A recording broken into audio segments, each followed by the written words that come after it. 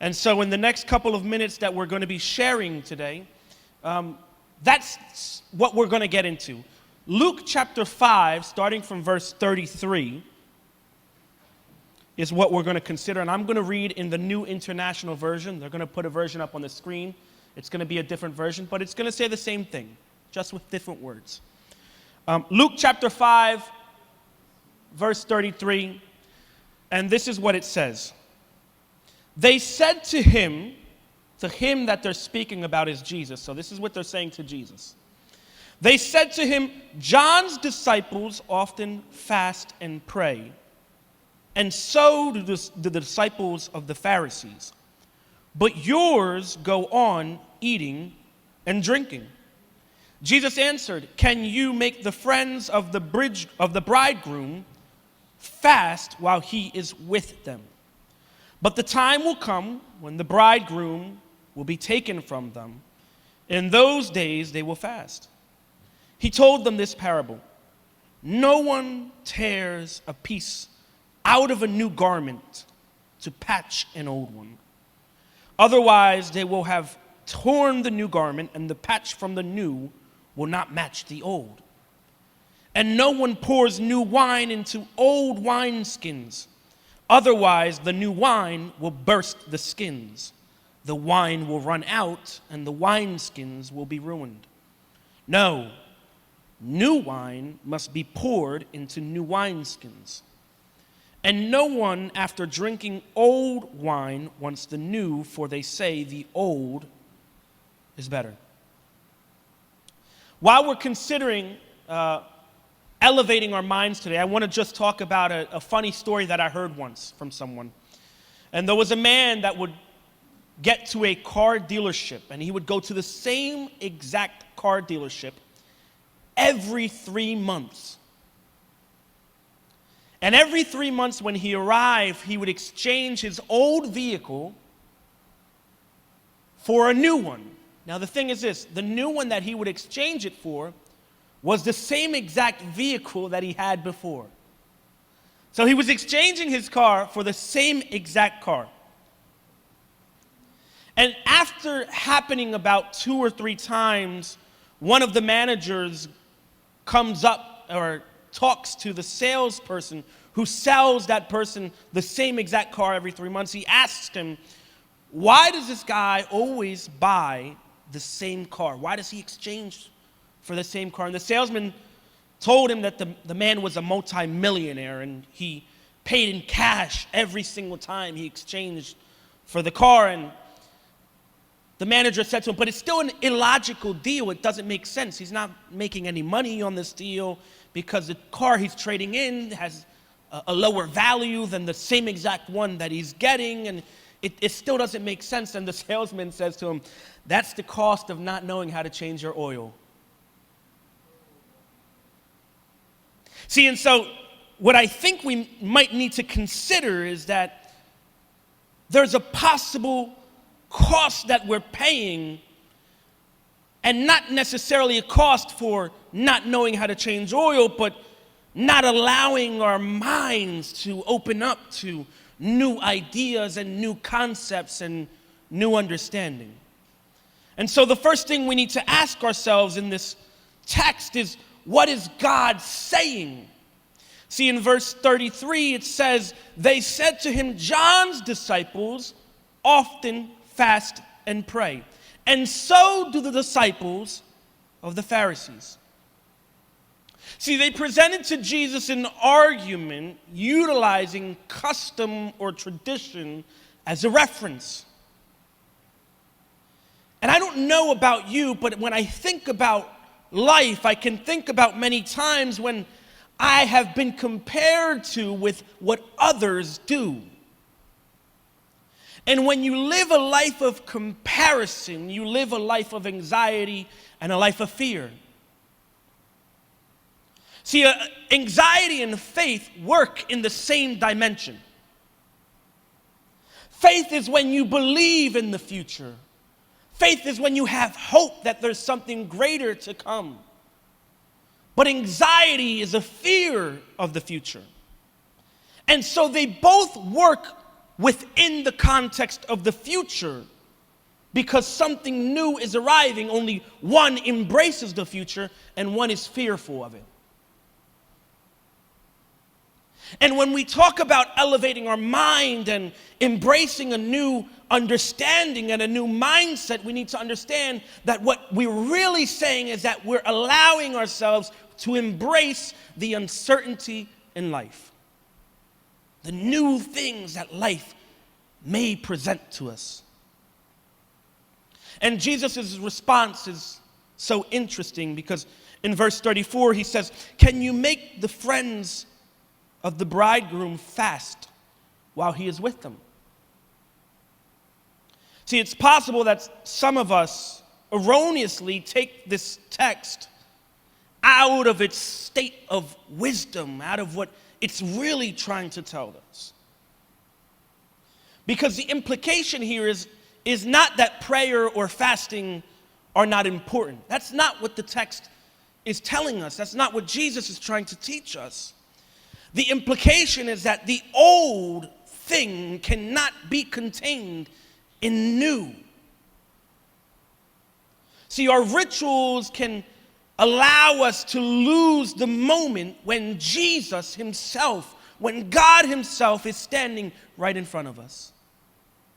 Because the ritual of fasting and the ritual of praying in this context didn't allow them to understand that God had become flesh and bone and was standing right in front of them.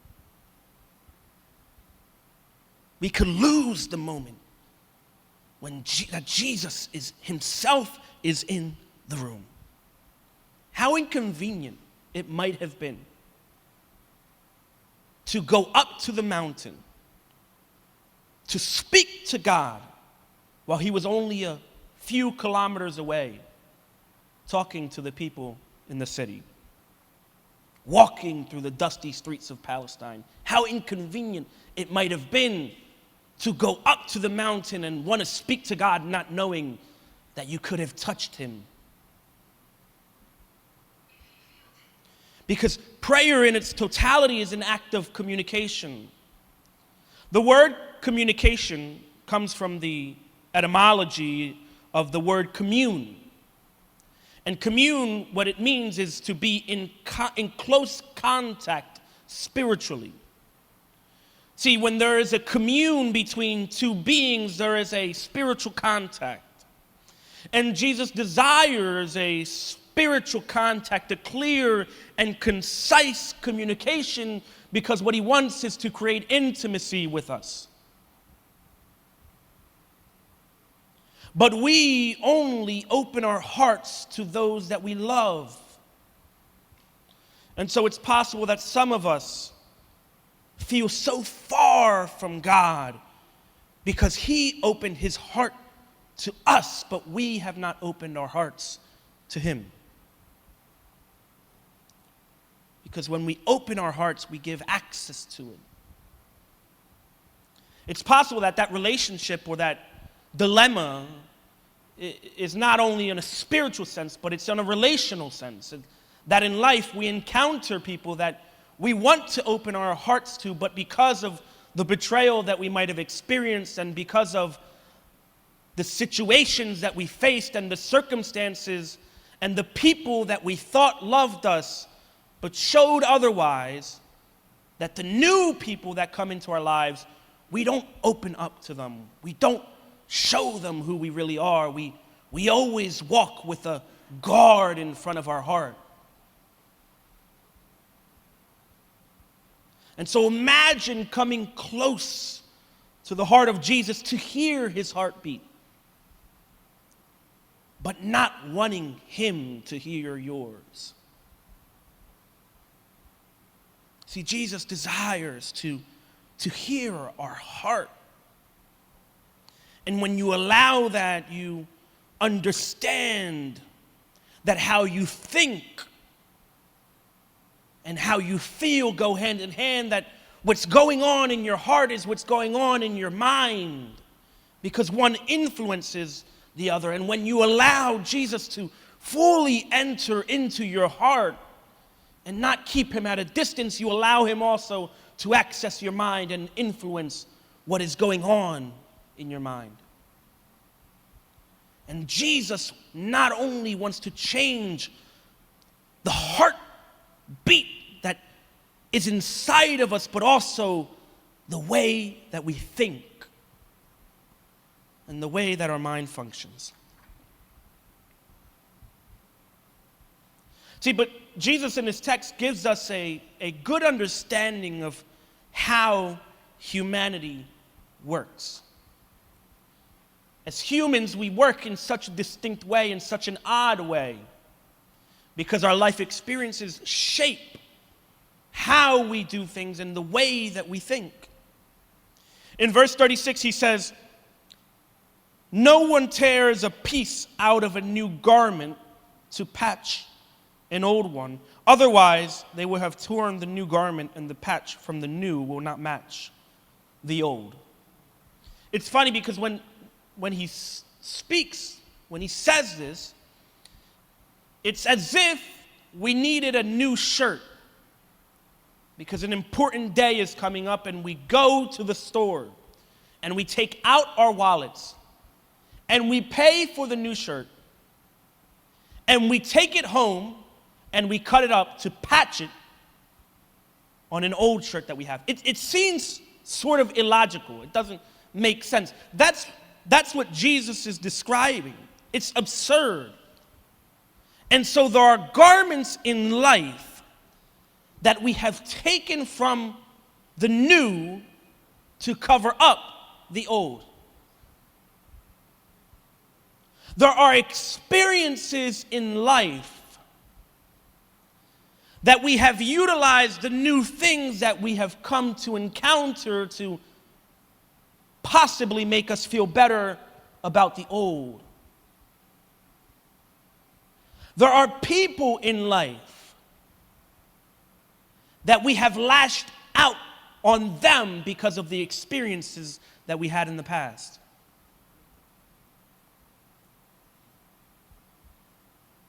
And we, as humanity, prefer what we know before the unknown. And when we look at society as a whole, depression is increasing, anxiety is increasing, suicide is increasing. They're present like they've never been before. It's increasing in every area, in every city, in every state, because these are expressions of fear of the future. See, to think that the future is so terrible that there is no more reason to live is an expression, an act that your past is better than the future.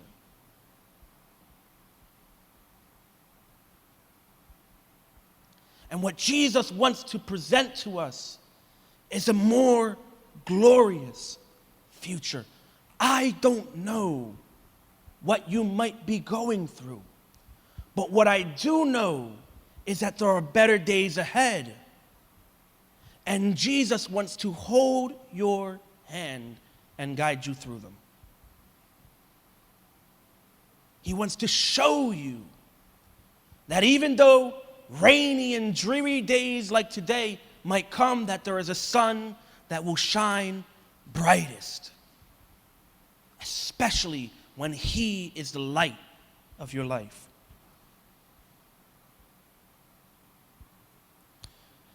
He uses another comparison in verse 37. It's funny, this comparison is interesting. In verse 37, he says, "No one pours new wine into old wineskins. Otherwise, the new wine will burst the skins, the wine will run out, and the wineskins will be ruined." And he emphasizes, he said, no, new wine must be poured into new wineskins. See, when we look at what wineskins are saying in this context is that a wineskin would expand with the wine during the process of fermentation. So when you pour new wine in old wineskins, the wineskin has already expanded. It has hardened. And so the new wine that's in that old wineskin is going to expand. But because the wineskin itself is hardened, what's going to happen is that it's just going to implode. It's going to implode, and the wine and the wineskin are now useless. See, God wants to do something new in your life, but He will not do it if you have not learned how to renew the wineskin that you call your mind. Because what is new cannot be contained in something that's old. He wants to give you a fresh start. But if He pours something new inside of us and we have not renewed ourselves, what's going to happen is that we can't contain it, and it's going to implode. And then we think, why is this happening to me?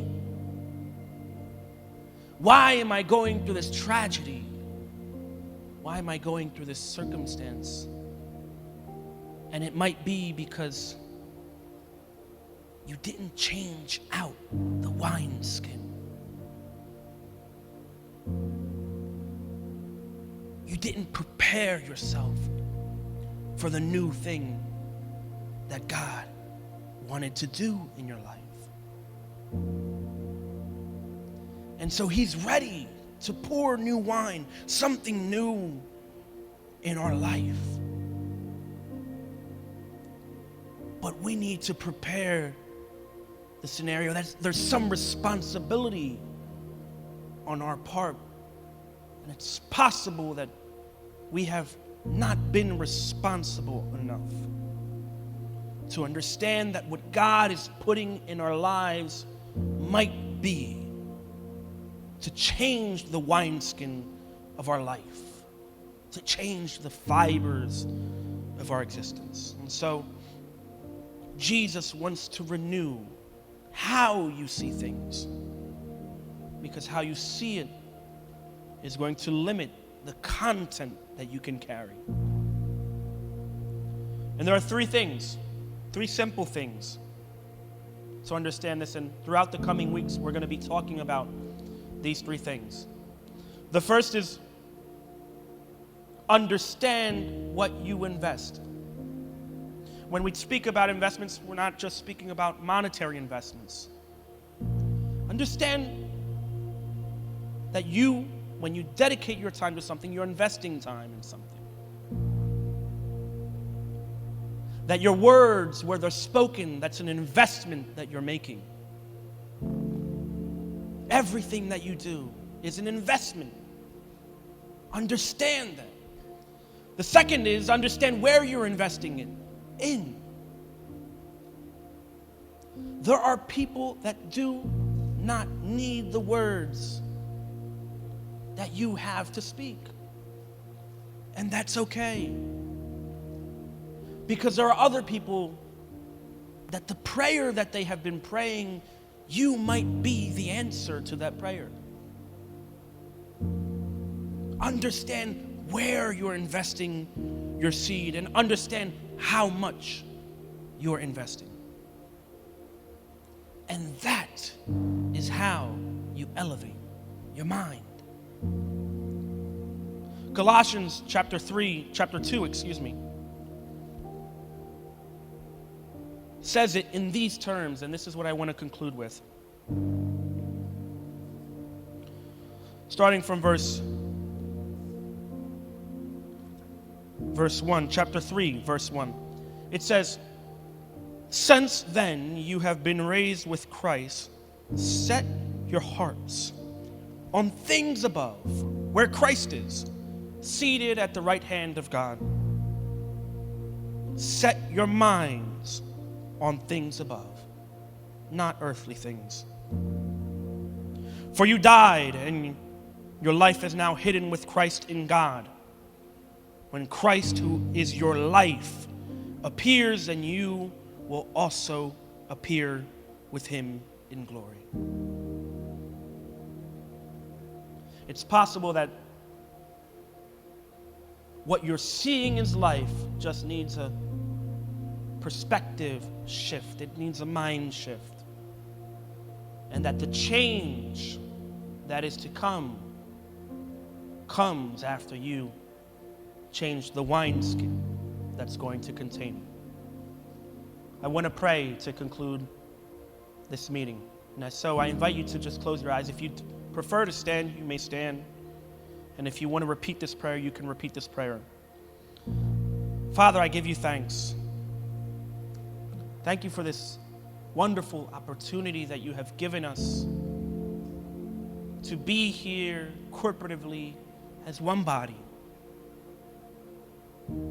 I ask that you allow us opportunities and chances to renew what we are containing and what we are using to contain what you have for us.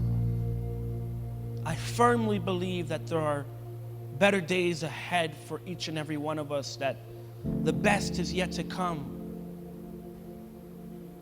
that you have something so glorious prepared for us that we don't have the capacity to understand it just yet. That this time that you have given us is just a time of communion with you, a time of connection, that your spirit is here, touching our spirits. Your heart is here, connecting with our heart, and your mind